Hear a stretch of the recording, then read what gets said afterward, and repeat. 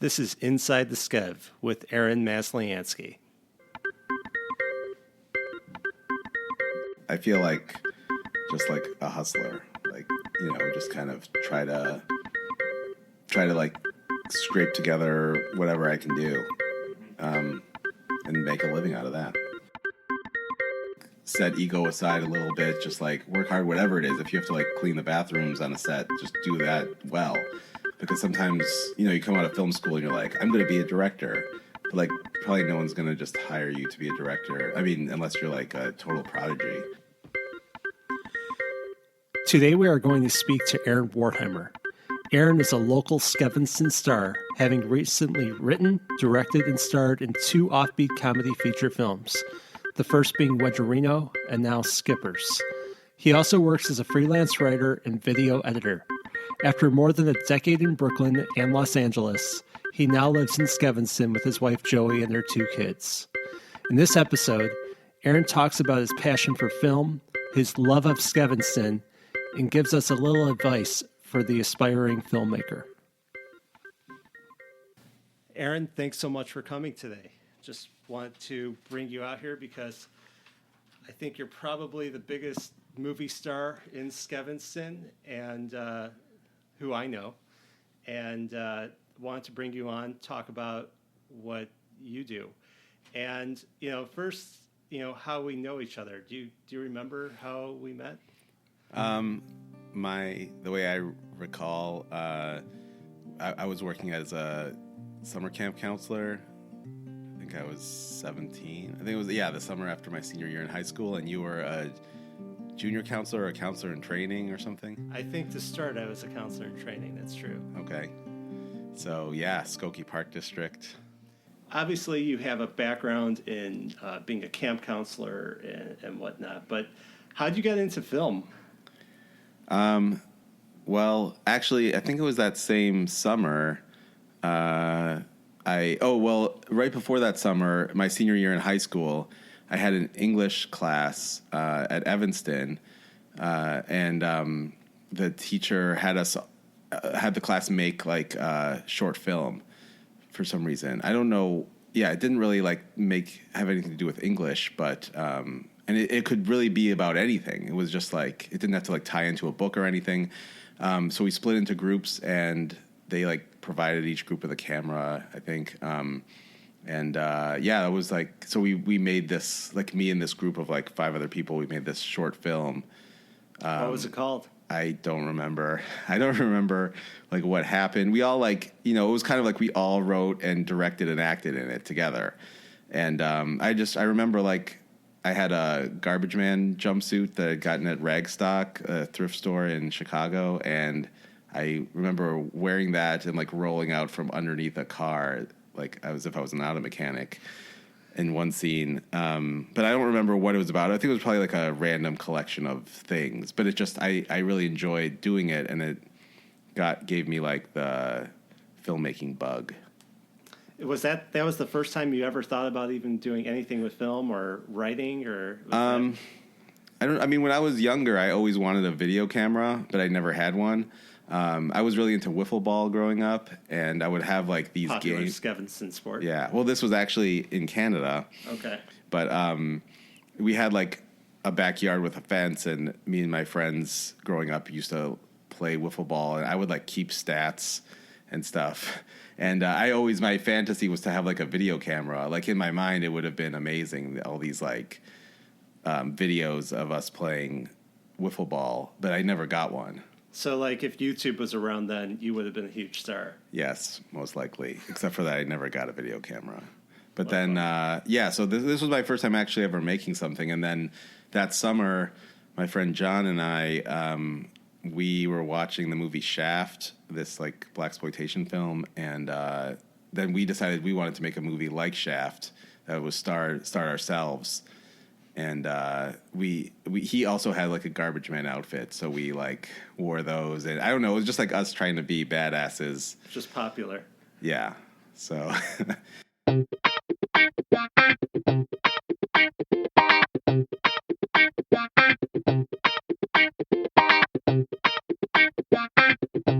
So this all led you to, I guess, to doing your feature films and your most recent film, Skippers. Mm-hmm. And tell us about that movie. Okay. Skippers is it's like an offbeat comedy about a mysterious drifter trying to find transcendence through stone skipping. So it's kind of like how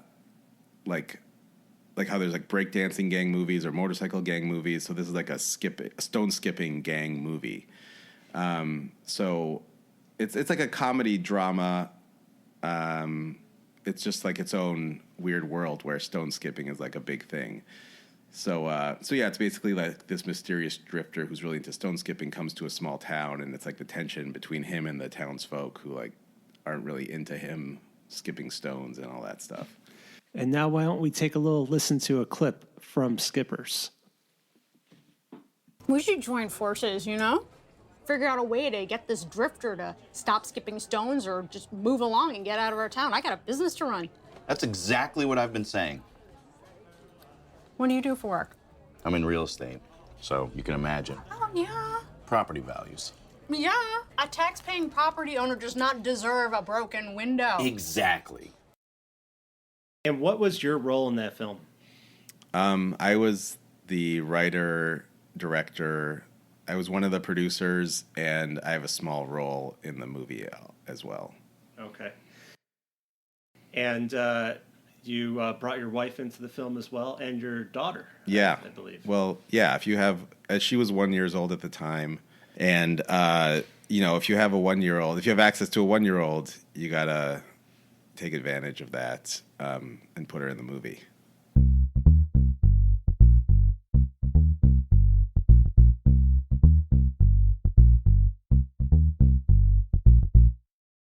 So would you say that the movie was produced in Skevanston, or? I wouldn't say that because we shot it in Michigan. Okay. But we edited it in Skevanston. And, I guess I did some of the producing while I was in Skevanston. We moved here a couple years ago from Brooklyn, and I started working on it in Brooklyn.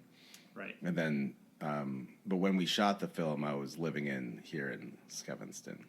Do you ever think about actually shooting a film here locally in Skevanston or Skokie or Evanston? I do, yeah. I'm writing a script now, and I would shoot it here, depending on, if it could all come together to happen here. Do you see some of these movies taking off and being, blockbusters in a lot of theaters nationwide? I don't know about blockbusters. I think it has like a specific audience. I guess I don't really necessarily think that way. Maybe I should, but I just kind of make movies because I just want to make them. But it obviously helps. Though, right? Yeah, at festivals. Skippers won a couple Best Feature awards at festivals that it was at. So that was cool. So yeah, it's great when it's well received. Obviously, I want a lot of people to see it. Film nowadays, it's hard to get into theaters, because it costs money to get into theaters. So for a distributor to put it into theaters, they have to feel like they're going to make that money back. Right. So I don't think Skippers will be in theaters, but I think it will most likely be an online release. But I don't know. I would definitely love it to be in theaters. It's cool seeing it at festivals and theaters. Oh yeah, I had a blast going to the festival here in Chicago. Yeah, thanks. Really cool, because you're a huge star. Right. It's true.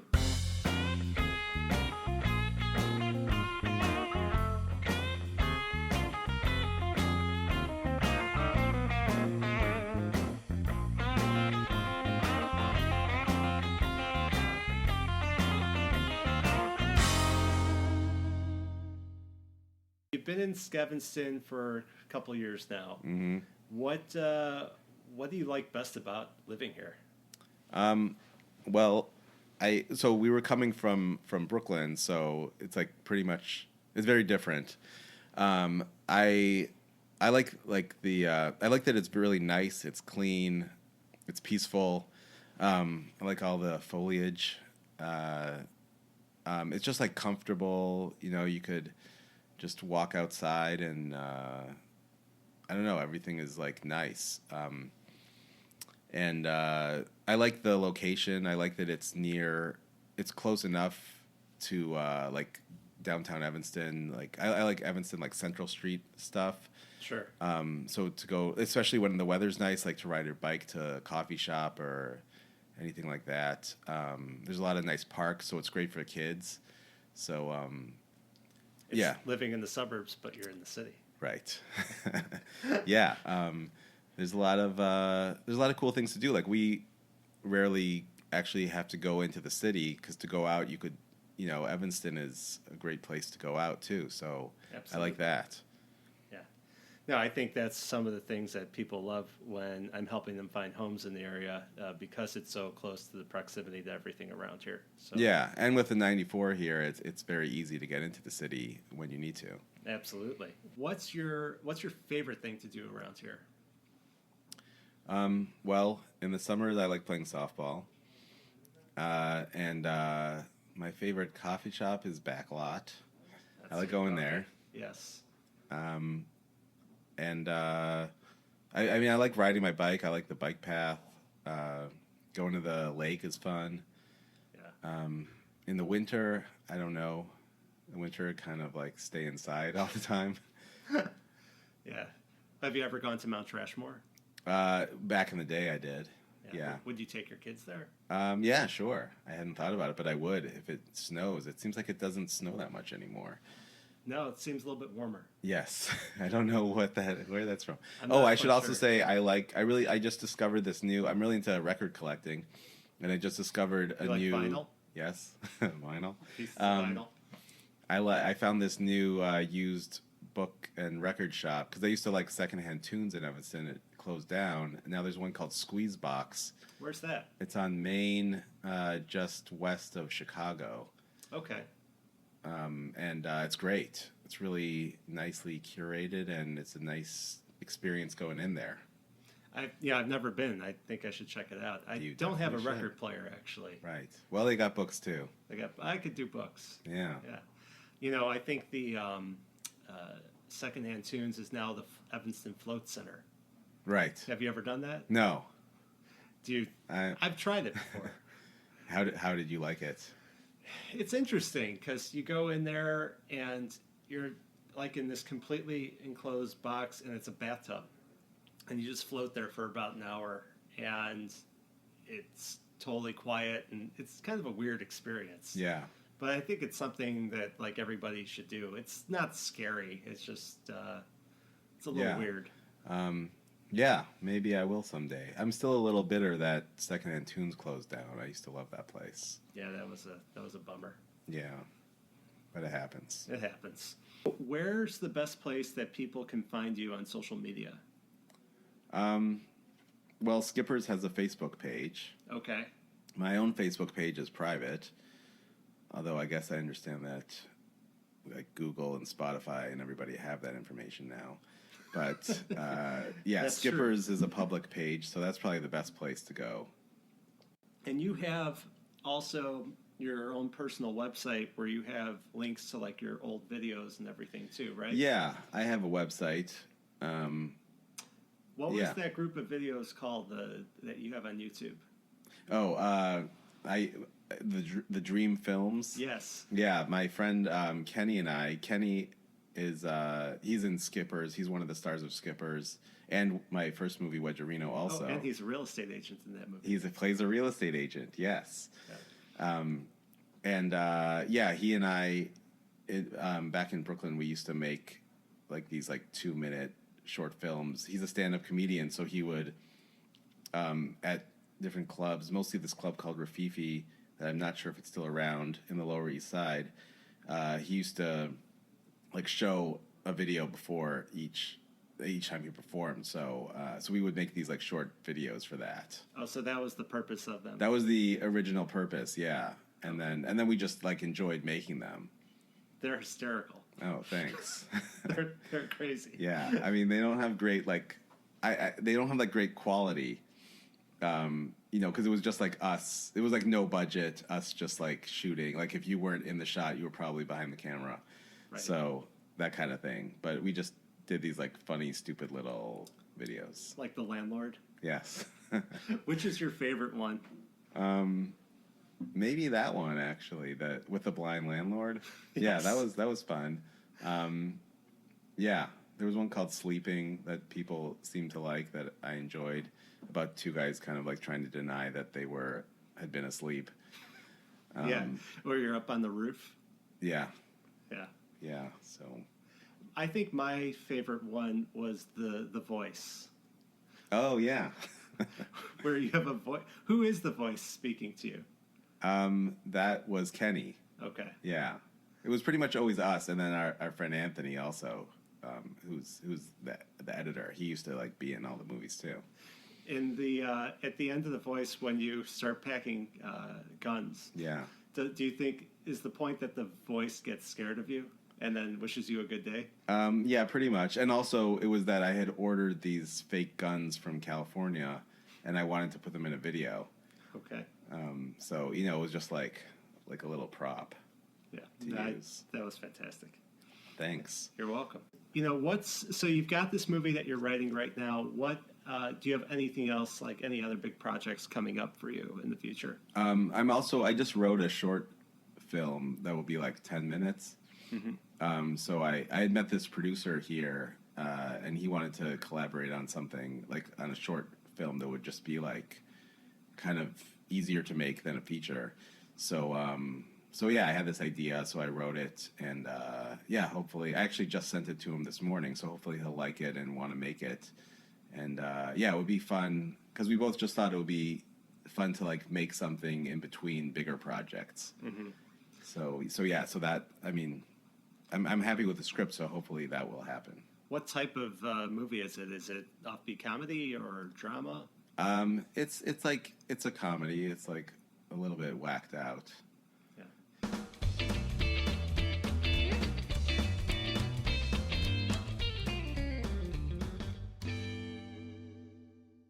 Who would you say is like your inspiration?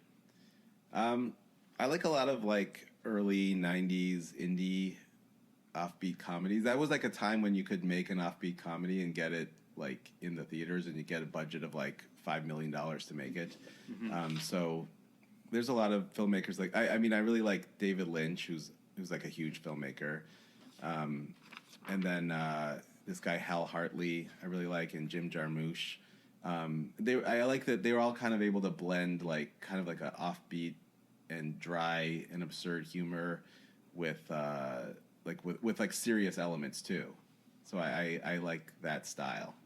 What's some examples of some of those movies that some people should go and see? Like names of movies? Yeah. Well, I think Blue Velvet is really great. It's David Lynch's movie. It's from 1986. I think it's like one of the greatest films ever made. It's combines a lot of different types of things, but it's just like genius filmmaking. So I would recommend people see that. It's like a little bit twisted, but it's also got humorous elements and just like great dramatic elements, and it's really well shot and acted and everything. I've never heard of it. I should probably check it out. Check it out. You're like just a huge star for Skevanston. Yeah, I mean, I don't know about the huge star thing, but I feel like just like a hustler, like, just kind of try to like scrape together whatever I can do, Mm-hmm. And make a living out of that. What's your dream for your career, and how can people, get to where you are and where you're going? My dream is just to get bigger budgets for films, and while still being able to feel good creatively about what I'm doing. And I guess my dream is just to be able to do filmmaking full time. And I mean, I enjoy doing like writing gigs and video editing gigs as well. I think it's nice. But yeah, just to have more time to write and contemplate ideas, and just to keep being able to make film like every few years and get nicer budgets and more casting options and all that kind of stuff, and just have more people see my movies. So if somebody was thinking about getting into movies now and doing, writing, being in directing, and maybe they're a kid, or maybe they're just looking to do something different, what do you suggest they do in order to learn how to do this better, or how to get into this? Right. For me, the best thing. I mean, I did go to Columbia College for film for a year and a half, and that was helpful. But I think I didn't really feel like they taught us anything about like how to actually truly break into the industry in any way. But for me, I was never like really an LA guy. I like the New York style better. It's like a little grittier and more like just like work hard and try to find your way. So my way that I broke in was just from like working for free on a couple films, and then as like a production assistant, and then just work hard, and people notice you when you work hard, and and then they ask like, well, what do you want to do next? And then I worked hard as a PA on a few projects, and then someone hired me as an assistant director on something that was like lower budget, but it was for me, it was like a good experience to be able to do that. Yeah, that's the key. So yeah, I think it's good to just basically like volunteer your time at first and work really hard, and then the paid gigs will start to come. Right. So like even interning or something. Yeah, interning is good, and because I know also from when I worked at Vice, I was a production coordinator, and we would hire people, and a lot of times it is like that intern that ends up getting hired because them, and that everybody's resume kind of looks the same. So like just being like getting along with people, it's like a really important part of the job, just working hard and being cool and getting along. I'd say that's probably a big part of the job for any job. Yeah, right. Because especially I'm sure for most people, like, I mean, I don't think I've ever gotten a job from sending a resume out blindly. It's like usually just a relationship or a referral or something like that. Absolutely. No, I know that 100%. Yeah. No, so that's sure. what worked for me. So I guess I recommend people do that, and also like set ego aside a little bit, just like work hard, whatever it is. If you have to like clean the bathrooms on a set, just do that well, because sometimes you come out of film school and you're like, I'm going to be a director, but like probably no one's going to just hire you to be a director. I mean, unless you're like a total prodigy. Right. Or it's like Good Will Hunting, where right. he's the janitor and he's the genius. Right. Yeah. Yeah. That could happen. That could. You never know. Yeah. Well, Aaron, it's been a real pleasure having you here. I appreciate you coming on Inside the Skev. Yeah, thanks for having me. You're welcome. And everyone, please subscribe, and thank you. Coming up next on Inside the Skev, we're going to be speaking with Jacob Shapiro, the owner of Vero Design Build, a construction company based in Chicago. Jacob is a lifelong Evanston and now Skevanston resident, and he'll be talking all about how he got to where he is today. Tune in, and if you need any help with your real estate needs, call me. Thanks. And subscribe.